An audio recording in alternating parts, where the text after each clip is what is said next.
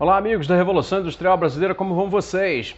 Depois de alguns dias de descanso, voltando então à rotina de me comunicar aqui com vocês pelo YouTube, eu sou Fausto Oliveira e aqui eu vou comentar um pouco mais sobre aquela velha questão de por que no Brasil nós produzimos muita ciência, porém não aplicamos essa muita ciência produzida em atividade econômica, porque a nossa inovação, a nossa produção científica de inovação não chega a virar produto, não chega a virar riqueza. E eu vou fazer esse comentário a pretexto de um grande trabalho jornalístico apresentado na data de hoje no UOL, na página chamada Tilt, que é uma subpágina lá do UOL dedicada a assuntos de tecnologia, assuntos... Muito interessante a página, eu recomendo que você passe a frequentá-la se ainda não a lê. A reportagem é um compilado de entrevistas, reportagens e perfis feitas por Lucas Carvalho, Marcela Duarte e Renata Batista, né? 3 repórteres então que participaram dessa grande reportagem chamada Made in Brazil, sobre cientistas brasileiros que vêm pesquisando inovações na chamada nanotecnologia dos materiais, ou seja, participam de pesquisa científica que desenvolve tecnologias de novos materiais, quase sempre em escala nanométrica, ou seja, ali onde a escala é mensurada no nível atômico, tá? É onde está, por exemplo, a questão do grafeno e muitos outros materiais e aplicações de materiais inovadoras que podem trazer toda uma nova fronteira, né, para não apenas o conhecimento científico, mas para as aplicações materiais. Eu vou passar rapidamente, claro, vou deixar o link para vocês poderem verificar com seus próprios olhos, mas eu vou passar rapidamente por algumas das inovações que estão sendo feitas e em que lugares do Brasil elas vêm sendo feitas. Por exemplo, algumas que me impressionaram muito foi o trabalho, por exemplo, do Antônio Gomes. O professor Antônio Gomes, que trabalha no Departamento de Física da Universidade Federal do Ceará, né, diz aqui o seguinte: se você curte a imagem da sua TV QLED, agradeça ao professor Antônio Gomes. O professor Antônio Gomes simplesmente é um pioneiro na pesquisa de nanocristais, tá? Ele apresentou avanços muito relevantes na questão dos nanotubos de carbono, que são estruturas cilíndricas na espessura do átomo, tá, de carbono, 100 mil vezes mais finas do que um fio de cabelo e 100 vezes mais resistentes que o aço, né? Só que os materiais estudados pelo professor Antônio Gomes, né, que são a base da tecnologia dessas TVs de altíssima definição, dessa tela de cristal inovadora, que é chamada QLED ou Quantum Dot, né, que é o ponto quântico, não encontra aplicação na indústria brasileira, até porque não existe empresa brasileira fabricando televisores ou monitores de vídeo com esse grau de tecnologia. O que nós temos nesse aspecto são maquiladoras, são empresas que no máximo montam aqui, né, materiais que chegam já produzidos com a tecnologia apropriada por outros países em território nacional para venda no mercado doméstico, né? Então, na verdade, a tecnologia que o professor Antônio Gomes da UFC ajudou a desenvolver, da qual ele é um dos pioneiros, é aplicada pela coreana Samsung e pela japonesa Sony, né, que apresentam cada vez mais televisores e monitores com telas bem mais brilhantes, com imagens de altíssima definição, etc. E não é só isso, quer dizer, tem aqui vários lugares do Brasil onde a inovação em materiais, nos chamados novos materiais, acontece com muito avanço. Vou citar aqui, por exemplo, a história da professora... sim, essa é interessante. Juliana Bernardes, que trabalha no Laboratório Nacional de Nanotecnologia do Centro Nacional de Pesquisa em Energia e Materiais, o CNPEM, que é lá na Universidade de São Paulo. Tá? O que ela faz é o seguinte: ela pega resíduos do bagaço da cana, né, na produção de açúcar e etanol, né, que é lixo, né, que é queimado, e através do bagaço da cana retirou dali um super material, que é a nanocelulose. Né? A nanocelulose, ela vira depois um gel que pode ser usado como curativo ou como base para produtos cosméticos, né? Além de ter um alto potencial para substituição do plástico, ou seja, um material de base natural que pode substituir o plástico, né? Uma vez que trabalhado em nano escala, ele pode substituir o plástico e depois, naturalmente, alcançar uma aplicabilidade industrial tremenda na substituição do plástico no chamado mundo pós-petróleo, né? Como a gente sabe que vai acontecer. Outro caso muito interessante aí é de um grande centro de pesquisa da Universidade Federal de Minas Gerais chamado CT Nano, que é o Centro de Tecnologia em Nanomateriais e Grafeno, é o caso do professor Marcos Pimenta. Ele vem trabalhando com nanotubos de carbono também, né? Ele primeiro teve contato com essa tecnologia no MIT, no Massachusetts Institute of Technology, nos Estados Unidos, e depois trouxe isso para o Brasil, pesquisando nanotubos de carbono em parceria com a Petrobras e uma indústria de cimentos. Ele usa nanopartículas para criar um cimento muito mais poderoso e resistente, que ainda pode funcionar como sensor, que avisa quando há uma fissura dentro do próprio material, ou seja, um material de construção inteligente. Tem outras coisas muito interessantes também. A nanocelulose, por exemplo, através da pesquisa da professora Rúbia Gouveia, pode vir a se tornar uma espécie de espuma verde capaz de capturar toxinas nos oceanos, ou seja, ela pode ser misturada aos vazamentos de óleo, de todo tipo de óleo sintético derivado do petróleo, que vaza toda hora no mar ou nos rios. Ela pode ser utilizada, essa nanoespuma verde, como uma forma de absorver e fazer reações químicas que liberam o corpo hídrico da poluição oriunda daqueles óleos, né, despejados no corpo hídrico.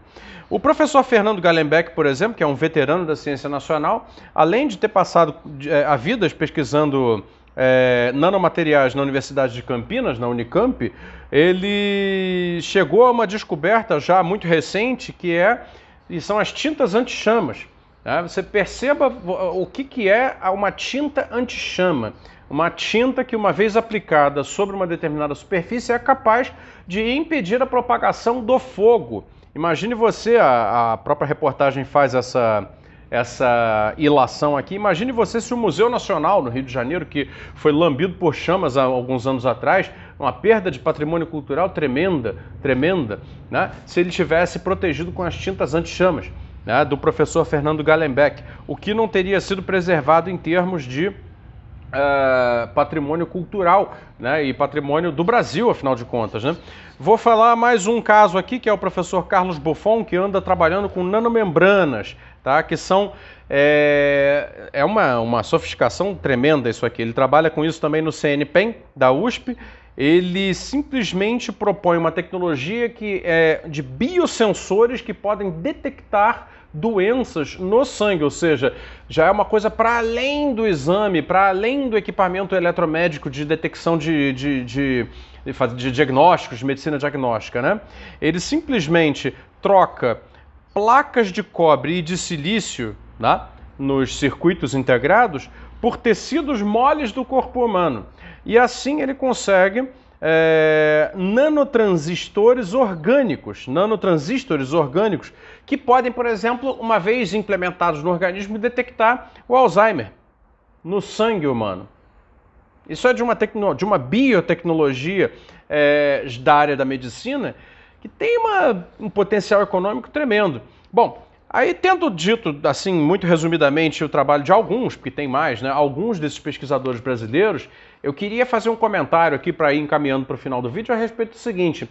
Ora, nós que abordamos aí criticamente o problema do desenvolvimento brasileiro, o problema da nossa desindustrialização, gostamos de falar sobre isso e acreditamos que esse é um tema central para o futuro do país, a gente sempre adverte o seguinte: o Brasil produz muita pesquisa, muita ciência e muita inovação. Isso é sabido. Isso é um dado sabido. O Brasil é um dos países de destaque no mundo em relação à produção científica, tá? Ao longo das décadas, o Brasil conseguiu instituir centros de pesquisa nas suas universidades, ou também em outros lugares que não apenas universidades, porém principalmente nas suas universidades federais e estaduais, que são relevantes. Está aqui a prova, né? Agora que saiu no UOL, eu acho que todo mundo vai conhecer, e isso é apenas uma parte, a gente está falando apenas de nanomateriais. E existem muitas outras pesquisas sendo feitas em outras coisas. A grande questão é, e aí, por que o Brasil não consegue transformar esse conhecimento em produto? Porque, veja, outros países fazem pesquisas em nanomateriais também, né? Isso tudo está acontecendo simultaneamente no mundo, isso é uma tendência da ciência contemporânea. Naturalmente, lá nos Estados Unidos, lá na Europa, em Israel, né, e agora também nos países asiáticos que estão, né, disputando a liderança mundial, essas pesquisas científicas certamente já estão integradas com empresas. Não preciso nem dizer, mas vamos lá, vamos dizer algumas delas, né? Perceba como a 3M, famoso conglomerado norte-americano dos Estados Unidos de materiais de uso diário, entre outros materiais já de uso mais pré-industrial, industrial e pós-industrial. Como a 3M certamente não estará se apropriando das pesquisas feitas nas universidades de lá, né, em novos materiais? Vai se apropriar para dar saltos econômicos, não há dúvida disso. Tá? Como, por exemplo, os fabricantes de resinas para impressão 3D, a famosa manufatura aditiva, já não estão se posicionando para levar a um novo grau de capacidade de geração de riqueza os seus produtos impressos e as suas próprias soluções de impressão em 3D. Como empresas como Philips, GE, General Electric dos Estados Unidos, Philips da Holanda, Siemens da Alemanha, não estão pensando a sua medicina diagnóstica, os seus grandes aparelhos de ressonância, de ultrassom, na verdade, de eletroencefalograma, essas coisas, a partir do momento em que novos materiais possam ser fontes de informação diretamente de dentro do corpo humano, a partir de injeções inócuas para a saúde humana, mas que possam funcionar, fazer o que hoje os contrastes fazem de uma maneira muito mais definida, muito mais precisa. Como não estarão se posicionando essas empresas a partir dessas descobertas? E o Brasil, nisso tudo, está perdendo esse bonde.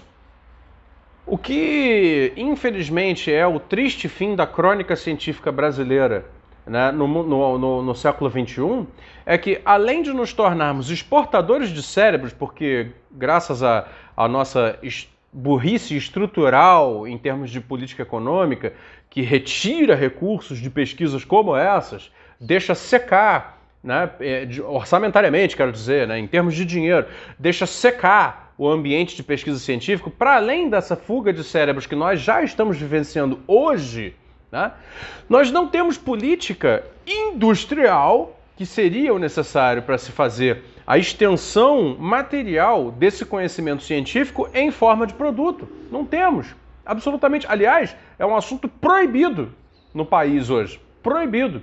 Né? Os liberais acadêmicos, né, os economistas liberais são a linha de frente dessa proibição, interditam esse debate. Né?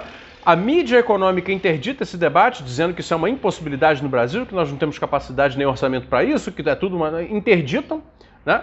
E o próprio governo, que deveria estar fazendo isso, não faz. Ou seja, além de secar fontes de financiamento de mais pesquisas, né, essa tríade de agentes, né, que são, eu identifico pelo menos, né, a mídia econômica que diz que não podemos fazer política industrial, um governo de corte liberal ideológico, ultraliberal ideológico, que acha que política industrial não vale de nada, porque tanto faz produzir ciência com esse nível de tecnologia ou produzir banana, para eles dá na mesma.